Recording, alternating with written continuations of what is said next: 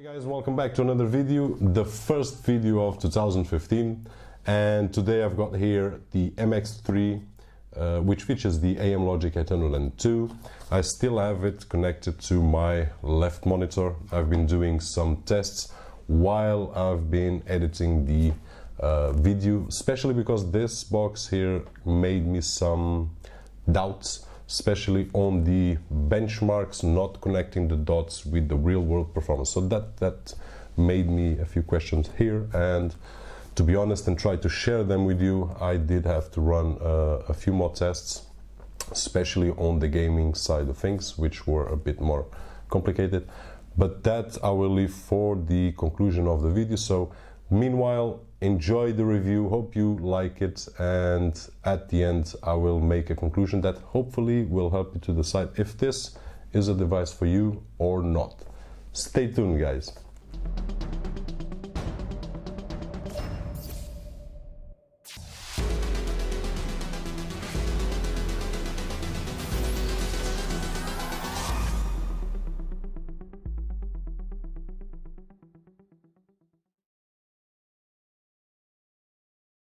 Taking a look at the box, we see that it got a bit banged up on the mail, but fortunately everything came home right. But as you can see, it took a little bit on the right side, which, well, it's the case itself, so that's what it's meant for. On one side of the box we will have some general information about the device, while on the other side we will have the Android version and as well some general specification on the CPU and the GPU.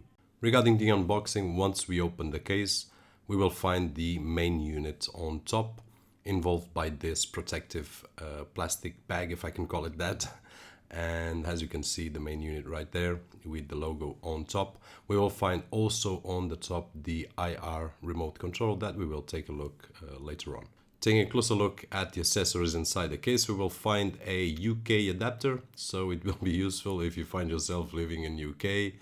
And of course we will have the power adapter, which I will be using without any adapter. I live in Portugal, so we use this socket. And we will also find a AV or RCA output, which will be useful if you have an older TV without any HDMI output, in this case input on the TV. We will have, of course, the HDMI cable, which I have a few, but always happy to receive one more. We will also find the OTG cable connection. And finally, we will have the user manual that you can, of course, read for a few minutes to see how the device works. The IR remote, in my personal opinion, and bear in mind, it's just my personal opinion, it has a lot of buttons. I prefer much simpler remotes with a lot less buttons than this. But hey, this is just my opinion. Now, regarding the feeling and touch, it feels nice. It feels a good rubber and a nice plastic on the remote. And the range when I tested it out was good, which we will see later on in the video. Just a side note, no batteries included, so get your own before you order this device. Taking a closer look at the front of the unit, we will find a great feature, which is the absence of lights. I love this feature on any unit, so I can place this on a bedroom and we will not be bothered by the lights flashing, or if you forget to turn off the device. So the light that you will see is on top of the unit, which will not bother you if you are using this on your bedroom, as I said before. So you will have that short red light when you press the button, and then turns blue when it's on. If you turn it off again, it will turn red. On the left hand side, we will see no ports at all, just that glossy plastic that goes around all the unit itself. On the right side, we will see a micro SD slot, a OTG input and 2 USB inputs. At the back we will find the rest of the connections, starting with the power jack, AV output or RCA, Ethernet, HDMI and optical audio output. At the bottom we will find a elevated center with 4 corners for the cooling system. Now, no rubber fits on this device, so be aware of the surface that you will put it on top. Once we turn the unit on, we will have this default launcher, but being an Android device, you can just go to the Google Play Store and get your own launcher. Now, XMBC was pre-installed, but all the other apps that you see there, I did install to test the unit. So if you want them, you just go to the Google App Store and get them. Taking a look at the basic configurations or settings, I went ahead and turned off the HDMI auto detection just to see which resolutions I could get. And surprisingly, although this device says that it can output the 4K, it does not show the 4K option. Now, I did try 4K further ahead on the video, 4K playback video, it played fine, but I'm still curious why there's no output for 4K on this device. Getting a little bit back to the remote control included, although I said it has a lot of buttons and we will see some of the use for those buttons, the range of this remote, unlike a few remotes that I've tried in the past, you can point the remote almost anywhere and it will make the signal go to the device. Even you point to the ceiling, as I tried every direction, and to be honest, I did like the remote being able to drive the signal, although it wasn't pointing directly to the device itself. And as you can see, I'm even turning the remote the other way around and it still works. So all in all, the remote control works great. Regarding some of the key functions of the remote, the red will take you to the local storage, while the green will take you to your music library if you have one. As you can see, I don't have any music library there. And the yellow one will take you to your browser. Now the blue one says apps, but the test that I made, it doesn't take me anywhere. So all in all, there's some shortcuts. For me, I don't see the use of that, but some of you might find it useful, so it's just a matter of personal taste. Going through some benchmarks and starting with the speed tests on the internet side of things, connected through Wi-Fi, which is what we are seeing at the moment, roughly 10 meters away from my router, you can get about 5 megabytes download, and about 2 megabytes upload, which I was not very impressed. I did test it a few more times, but the results were the same. So if you are pondering to put this device about 10 meters away from your router, expect to get somewhere around these values.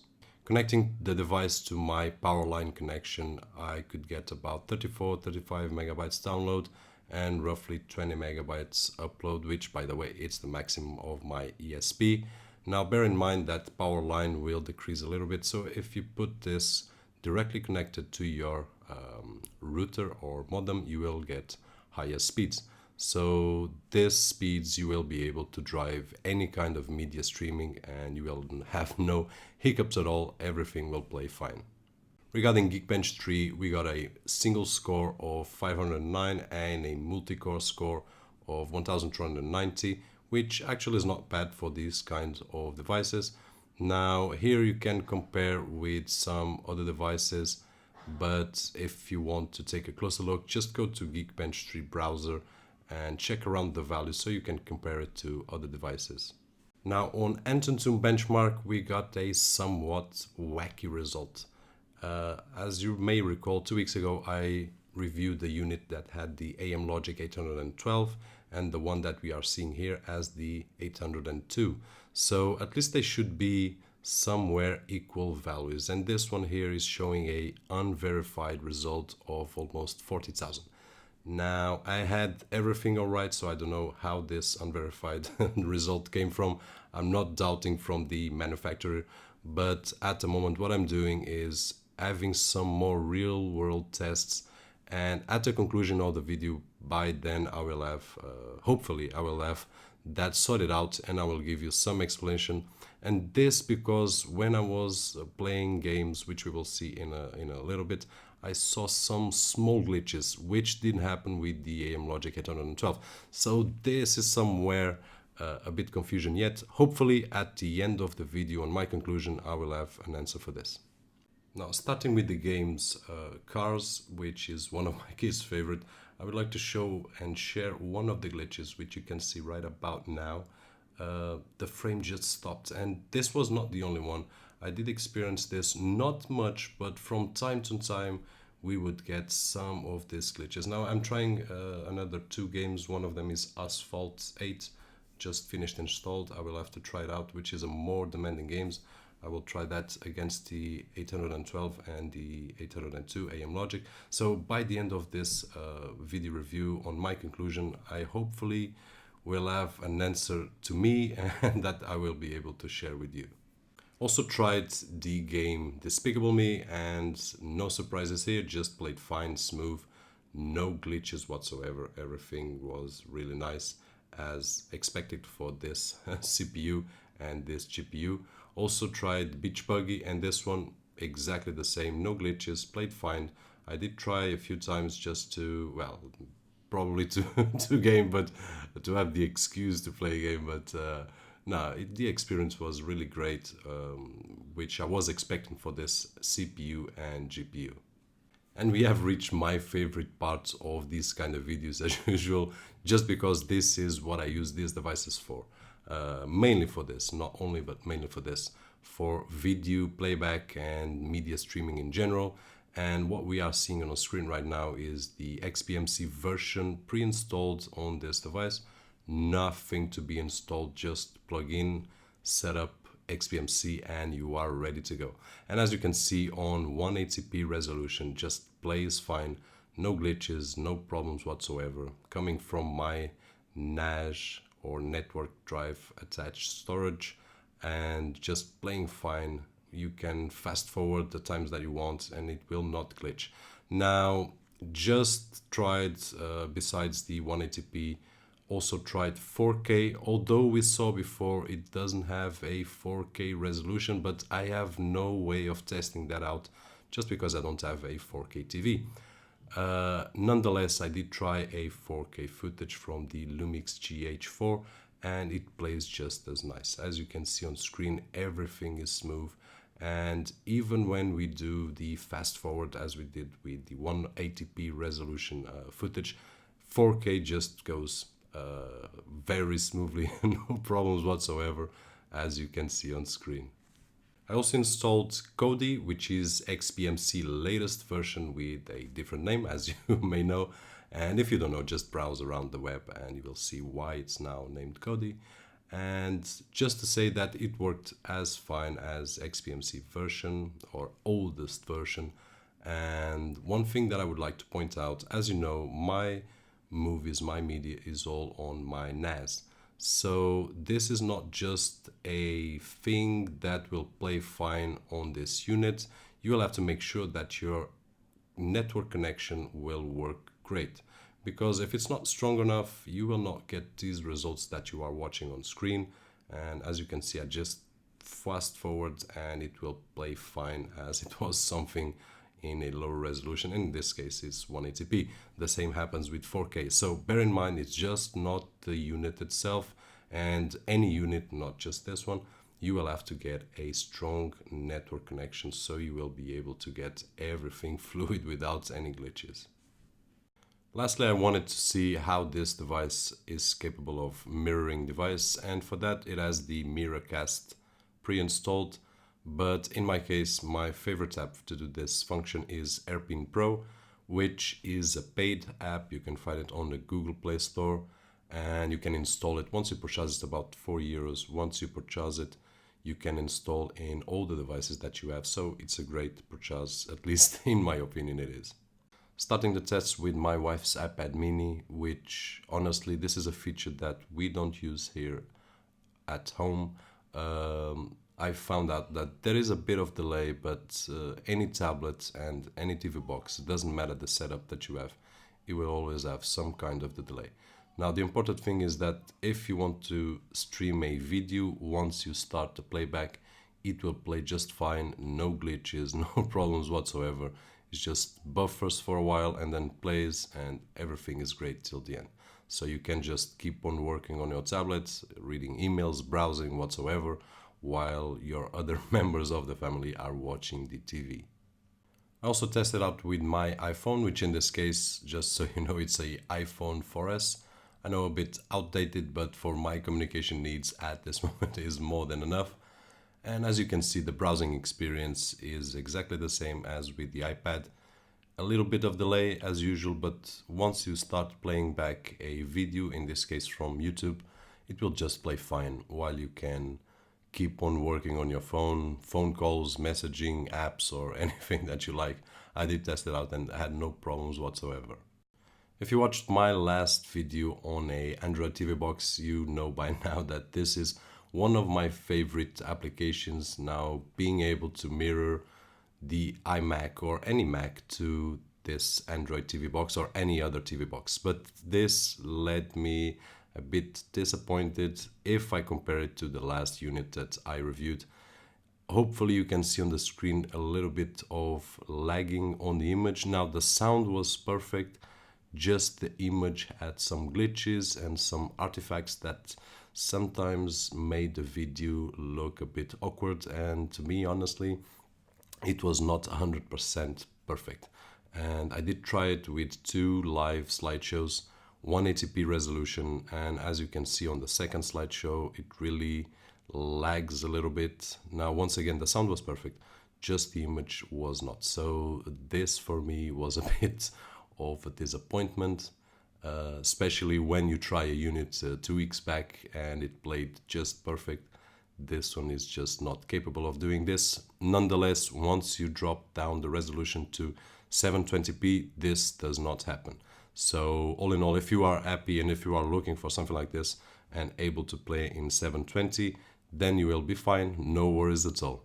That wraps up the review of this device, MXIII, and I hope that you enjoyed all the details that I could share with you about this device, at least the ones that I found more important, and that is it. Now, regarding this device, is it right for you or not? You'll be the judge of it, but I would like to share with you some of my opinions regarding pros and cons of this machine, comparing of course with another machines. I try to be as much as concisive with every machine. In this case we are talking about mini PCs with Android operating system, but we always end up comparing with other devices that we try. So pros, price, that's one of the pro. This machine at the price point that it is worth it, in my opinion. For what it does, it is worth it. Video playback sorry, it plays 180p and 4K flawlessly. Now 4K, I must say that I was a bit disappointed that I didn't see the output 4K option on the menu as I did with the MXIII. That can be that my TV outputs through the HDMI the information of the maximum resolution, but even if it does, why does the MXIII is able to recognize that and this one not? The only thing here which I'm not sure is the CPU difference.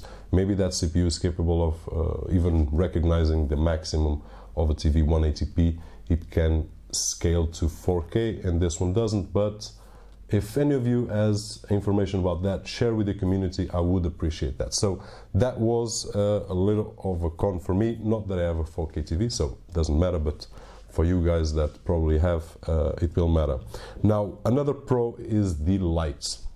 This device here has the light on top, as you saw on the review, non-intrusive, nothing on the front. So if you place this on a dark room or a bedroom and you don't want to be annoyed by the lights on your eyes, this is a good thing. And this feature, although it's very simple for me, it's very important, and that is it. Now, Ethernet connection, one of the fastest that I've seen so far on the devices that I've tested. Ethernet connection was really fast, as you saw on the review, and compared to other devices that I've tested so far, this is by far the fastest that I've tried. Now, on the cons, Wi-Fi is not the best. Actually, is the worst that I've seen so far. Testing at the same ranges, it got about 3 megabytes or 5 megabytes download and 2 or 3 megabytes upload. So not good at all. Well, not good at all. It's enough for small videos streaming, but for 180p and 4K, forget about it. Wi-Fi will not handle it. Before I forget, another con, which I didn't write here, the feature of mirroring my iMac or my wife's iMac at the back to the TV through this device didn't work that well, as you could see there. I was a bit disappointed with it. I thought it could handle it, but no. Once we lower the resolution of the iMac to 720p, it will play much better. Even with the small glitches, but will play much better. I was disappointed just because the last device that I tried, this one here, did play, which is the MXIII, as you saw, did play everything flawlessly. It is the device that I'm using now to display the slideshows there. So this is a con for me as well. iMac mirroring was not that good, and I imagine if you do this with a PC, the result will be the same. PC, Windows PC, you know what I mean. Now, benchmarks didn't go along with the real world experience, and this one let me a bit down, because I did try the MXIII, as I said, and the benchmark on Anton 2 gave me around 31,000, and on this machine gave me about 40,000, which is a lot on a benchmark like that. Now, Geekbench was okay, the scale was okay, not much difference, but Anton 2 gave me a lot of difference. And when I start to realize that the frames per second here were a bit lower than that one, which is a bit superior, I said something's wrong here. And what I did was installed also another benchmark, which is 3D Score. I will place on the screen right now the score that I had was a weird score, 6,500 on the MX3, and sometimes I had 800, and then sometimes I had 7,200 on these ranges. And the tests were all made the same way. Reboot the machine, once it started, press 3D Mark and run the benchmark. And I got 3 different results. So, but the result more common was about 6,500. That means that it has the same, or almost the same, a bit superior of graphical capacity than the MXIII. Now, when you see these benchmarks, you expect the device will play at least the same on the GPU side of things regarding gaming. So I did try the games, and one of the games that you saw already was the Cars. And the Cars is a simple game, but it has a bit of demanding graphics, but not that special. And as you could see on the video, sometimes it had that freeze. You are running the game and it freezes and then it goes again. Now, it's not a deal breaker not to purchase this machine. It's just a heads up, you might encounter that. Now, I also installed, and let me just remind the name of the games, Asphalt 8 and GT Racing 2, which they are more demanding games. At least Asphalt 8 was about 1.5 gigabytes, and the other one is almost 1 gigabyte of space storage, and of course on GPU is more demanding. And I installed in both machines and tested both machines to see the difference. Now, the MXIII, although it has a benchmark lower on Anton 2 and 3D Mark, it plays better. It's weird, but it plays better. So no glitches, no freezes whatsoever on that side of gaming, either on Asphalt or GT Racing 2. Now, the MX3, and I will try to play now a part of the racing, where sometimes you get that little freeze, and it's a bit annoying if you are playing a game, and from time to time, they are not very frequent. I didn't time from which glitch to another glitch they happened, but they happen. Now, you are playing and then 5 minutes or 10 minutes later you get another glitch and you get another glitch. Now, this is something very serious or problematic? I imagine not. In my case, it's not. But when you see the benchmarks, and this was my confusion, when you see the benchmarks so high, why the hell, and sorry why the word, but why the hell are we getting real world performance lower than the other device that we saw? So this is something to get in mind. When you see Anton 2 benchmarks, I don't want to criticize the 3D Mark or Anton 2. No, I just want to mention that benchmarks are not everything, and this one made me a confusion. So 4K outputs, I think I already mentioned it. We don't have the 4K output option there.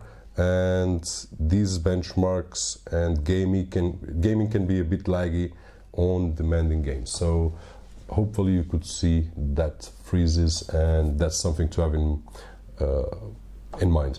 Now, do I have an explanation for this? I'm sorry, but I don't. I tried my best to, at least for me, to get a real world explanation. I couldn't convince myself of any, so I will not bother trying to convince you. No. The fact is, and this is a fact, it's not an opinion, the fact is that even though these benchmarks are more higher than the Minix with the Amlogic 812, the general performance of it is lower, as you could see on the video with the same tests and with the extra gaming tests that I made, because I had to take that out of the mind. Now, in conclusion, because the video is getting late, is it worth to buy this device? Yes, if you want to play back some videos in 4K 180p, you will be alright. If you want to play some games, you will be alright. If you don't bother from time to time to have that freeze, it will be alright. Having in mind that this device, at the price point that it is, it's totally worth it.